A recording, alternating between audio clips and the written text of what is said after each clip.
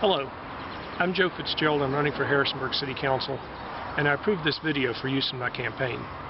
I'm standing just off South Main Street right now, in front of one of the areas that's going to become student housing sometime in the near future. It's one of many developments that we are going to have to take a look at over the next few years as we decide the city's future. In the city's past, development was much more of a straightforward proposition. A person owned some land and they decided what they wanted to do with it based on their best financial interests and what they wanted to see on the property. The attitude that created that situation was quite sensible. Townhouses made good starter homes for the Valley's sons and daughters, and having these apartments along Port Road has a number of advantages.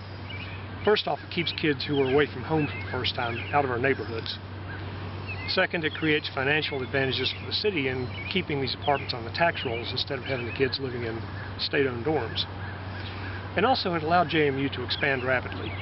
There have been financial advantages to the city in that, and also it guarantees more college slots for the Virginia's kids from Harrisonburg, from Rockingham, from Richmond, from Virginia Beach. By the time I cast the tie-breaking vote almost 10 years ago now to build this new high school, a lot of people said we were starting to run out of land in Harrisonburg.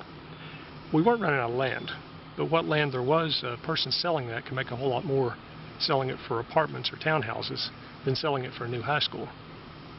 We need to start consistently looking at development decisions as binding and permanent choices about what kind of community we'll be. We've run out of room for mistakes, and every zoning and building decision has to look at the city as a whole. Nothing can be built anymore that's not next to something else. And what it's close to has to be a part of the choice. We still are the community we were 25 years ago, but we can't go back to the city we were back then. When we were a smaller city, we could make our development decisions based on who asked for them, because everybody still knew everybody else.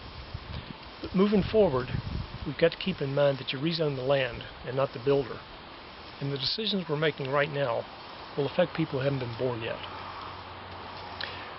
We can't go back, but we need to remember who we are as we move forward. We have to keep in mind what kind of city we want to be.